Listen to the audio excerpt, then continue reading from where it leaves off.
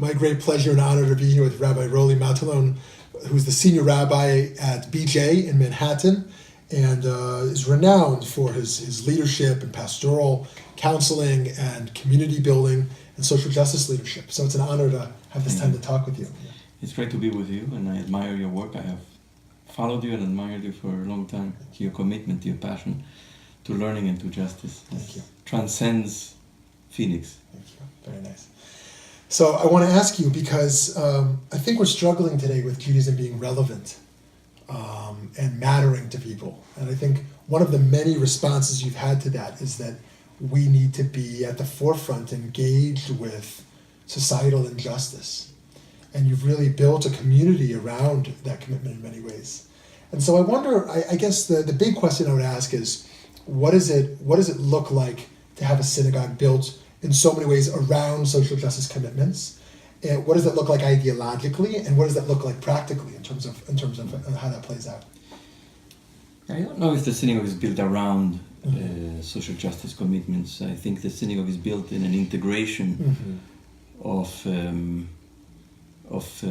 prayer, community, chesed, meaning acts of loving kindness between one person and another, and justice towards the members of the community, but also certainly the world around, and learning Torah as well. In other words, it's a formula. This is the vision of my teacher, Rabbi Marshall Meyer, Lava Shalom. It was the vision of his teacher, Rabbi Joshua Heschel. And in many ways, this goes back to the Mishnah in Pirkei Avot, that the world stands on three things: on Torah, on Avodah, on the learning of Torah, on prayer and Gemilut Chasadim, and deeds of loving kindness. So the attempt is to create a community, and I mean by that a community, where people are engaged with one another, and are engaged in prayer, are engaged in learning, are engaged in serving each other and serving the world. So the challenge is to keep all those things going on at the same time, and going on in a way that is exciting and challenging, and where people can grow in all those dimensions, and where all these parts influence one another. In other words, prayer is not divorced from social justice, learning is not divorced from social justice is not divorced from prayer. Right. In other words, how do you integrate all these things? When you do social justice, can you pray before? Can you pray for? Can you pray after? Can you pray during?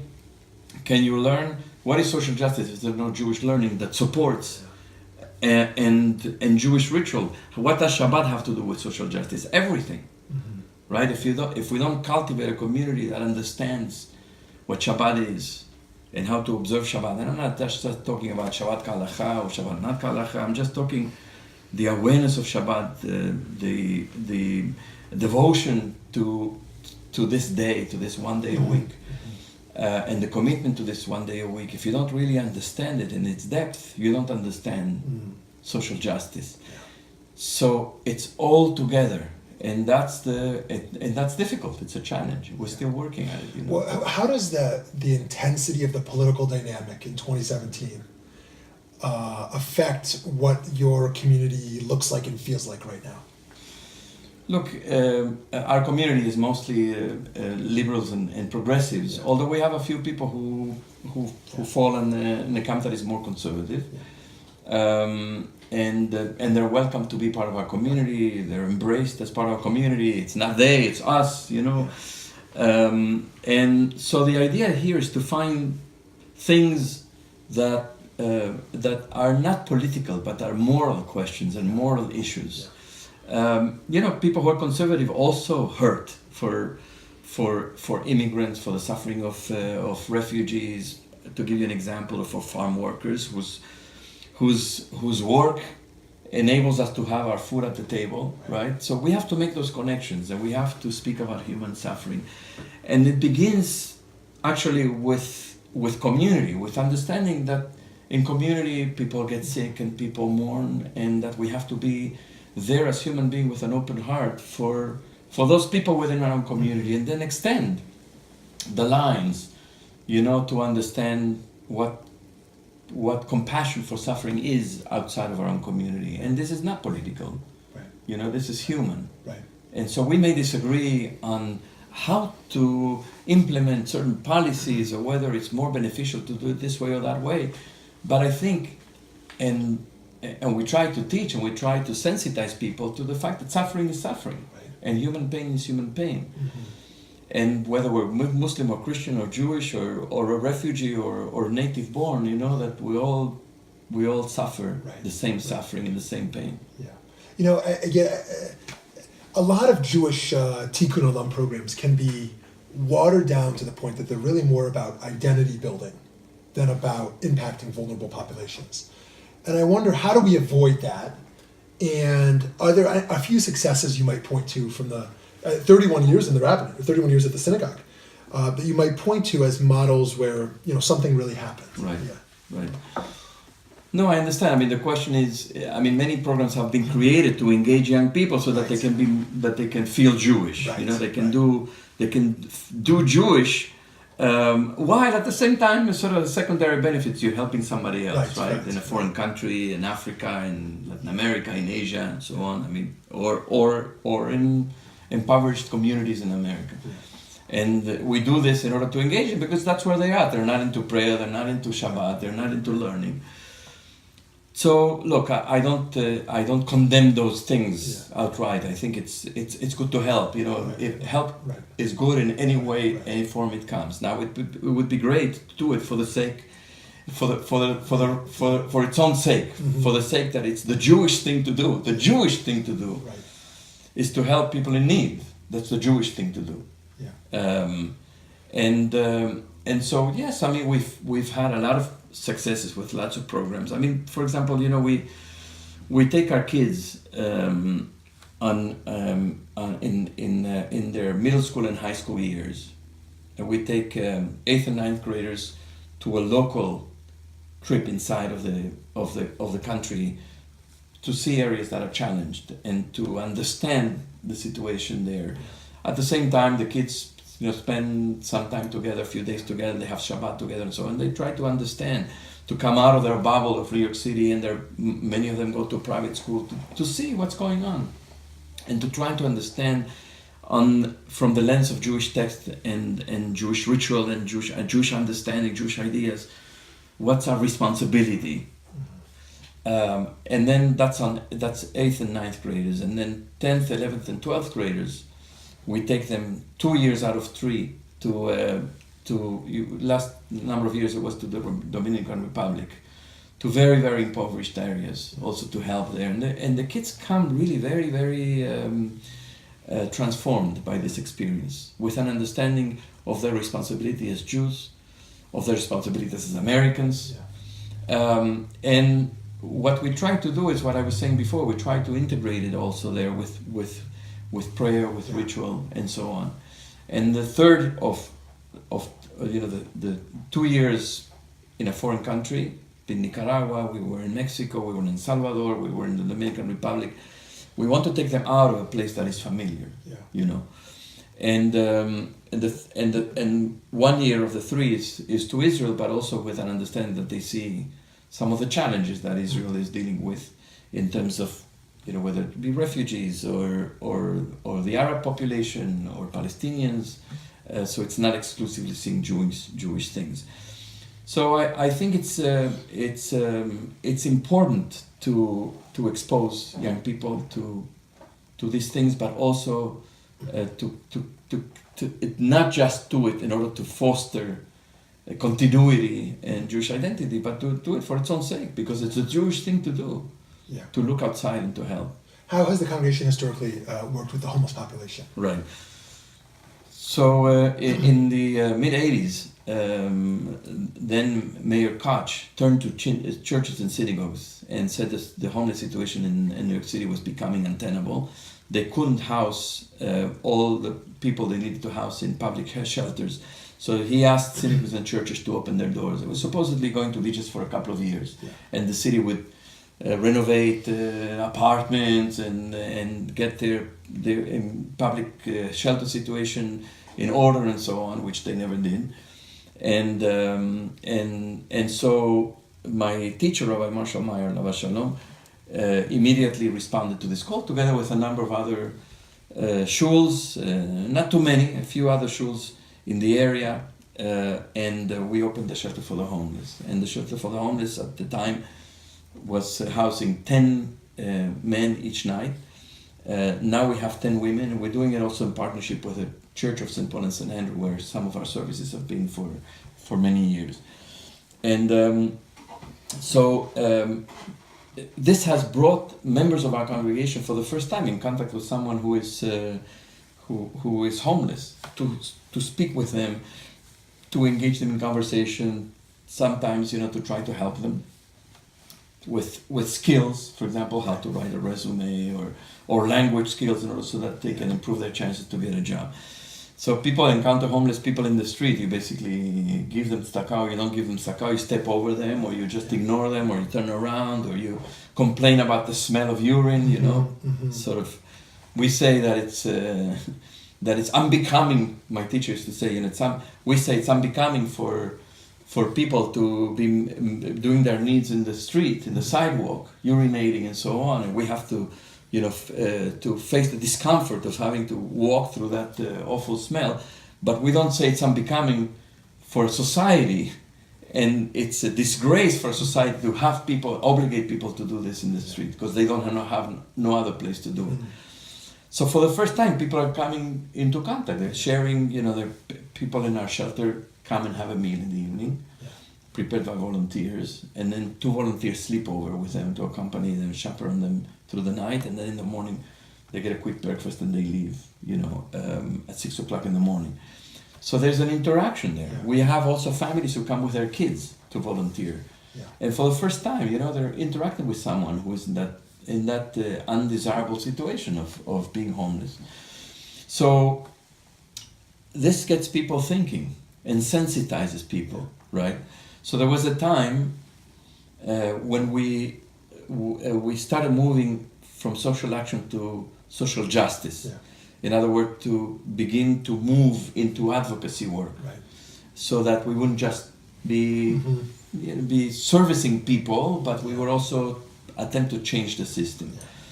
This was the time when it was at the very beginning with there were an increasing number of Jewish organizations that were doing advocacy at the time, or organizations that had existed for a long time that were becoming, I think, more engaged in the work of social advocacy. So at some point we had a number of volunteers, a great number of volunteers who were devoted to the work of changing the system towards justice. So some people said, why do we need a shelter for now? We're doing something that is more important. Mm-hmm. Here we're giving shelter to 10 people at night, but here we're changing the system. Mm-hmm. We're going to potentially affect thousands of people. So let's move all of our volunteers to doing advocacy. Yeah. We said absolutely not. Yeah. Because if you don't, first of all, they're suffering. There are people who need a shelter now. Right. The work of advocacy, the fruits are going to be growing only years from now. Right. What are you going to do with these people? Going to go back to the street or to the public shelters where they are harassed and where they're not safe, where they don't have the proper services? We're going to keep the shelter open, and at the same time, this is going to motivate the people in advocacy, because of what they see, never to let go of their advocacy work, to redouble their efforts. Yeah. Because if you don't sensitize yourself, if you don't come face to face with that reality, it becomes abstract. Right. It becomes theory. So people are homeless. Yeah. Oh yeah, the guy that I stepped over in the street, or that I saw sleeping in the bench when I took the subway, who is anonymous, whom I can choose not to look at, I can turn away from. But here, if I volunteer in the BJ shelter, I have to look at them in the face. We have 100 people eating lunch at BJ weekly. Wow. 100 people in the beginning of the month, and it grows towards the end of the month when people are short on resources at the end of the month. They need more, they can't afford food. So they come and they eat in our shelter. And in our soup kitchen, which we call lunch program, and it's served by volunteers. The food is homemade, and it's a great human interaction program. Yeah. So my last question for you. I talk to countless rabbis and community members, as I'm sure you do, who feel they're suffocating in their congregation because it's in paralysis of being able to address anything. The high majority of the community is on board, but there's sometimes a very far-right constituency who make sure the community actually doesn't speak and address certain things. That, as you said, even if framed in moral issues, not political, let's talk about racism or sexism, we're talking about the rights of LGBT population or immigrants or refugees, everything is kind of off. I wonder how you would advise those communities, those community leaders, those boards, in terms of how they remain morally relevant and overcome this obstacle that they experience of kind of a lot of fear of, are they going to lose people in this way? Right. Well, look, it's a very delicate balance. It's a very difficult question, and I think it would be unfair to say, well, just be courageous and push your issues forward, because people have parnasa, they have livelihood, they have communities that they want to serve and keep together. So, one way to do it, it's a suggestion, is to choose one issue or two issues that have very strong moral foundations, and particularly that have strong moral resonance for Jews. Yeah. So, for example, the issue of refugees or the issue of immigration has a very, very deep resonance for people. Whether you're on the right or on the left, it's likely that your parents or grandparents were among the refugees or the immigrants in past generations, or people who suffered through the Holocaust, or people in your family who suffered in the Holocaust. So find things that resonate Jewishly, right? And then do some serious learning about it in terms of textual learning and historical learning about this stuff. And then gather people to have conversations about it, not about politics, but about the issues. Political issues may come up in those dialogues, so you have to do it in a way that is intentional. You have to be prepared. We have done this type of thing over a number of issues, particularly about the issue of Israel. We've had a wonderful help of Rabbi Melissa Weintraub and her husband, Yanklowitz. They came to help our congregation go through a process of conversation and dialogue over across difference. It was incredibly powerful and successful. In that not everybody in the end has to agree, but everybody has to be able to listen to the other. And in the end, also the leadership, the rabbi and the leadership have to have some courage, to push a little bit. And in the end, they will have to decide whether they're willing to lose a few members. If you lose all your members or most of your members, it's not good. And therefore you have to gently, push this along over time. Don't despair, have patience and persistence, and see if you can experience a little bit of movement, month after month, year after year. You have to know that, sometimes it's 2 steps forwards, 1 step backward, 1 step forward, 2 steps backwards, but that's the way it is. And you have to be willing to lose some people who you cannot allow. The rabbi and the leadership of the congregation can't allow just a fringe or a small group number of people to hold everybody hostage. So, at some point there has to be some willingness to move forward, not to insult people and so on, but not everybody, congregations are usually not for all people, specific congregations, so some people like to have a mechitza. It's not for all people. People don't like to have a mechitza. Not for all people. Some people are more inclusive, some people are more exclusive, some people have more Hebrew, some people have less Hebrew. Not every place is for everybody. That's why we have a variety. So some people who don't agree with some of the issues here, some of what's being done, they'll choose somewhere else. Right. Check out Rabbi Roly Matalon's wonderful writings, and if you're in New York, you should check out BJ in Manhattan. Just keep up the wonderful work. Thank you so much. Thank you so much. Thank you.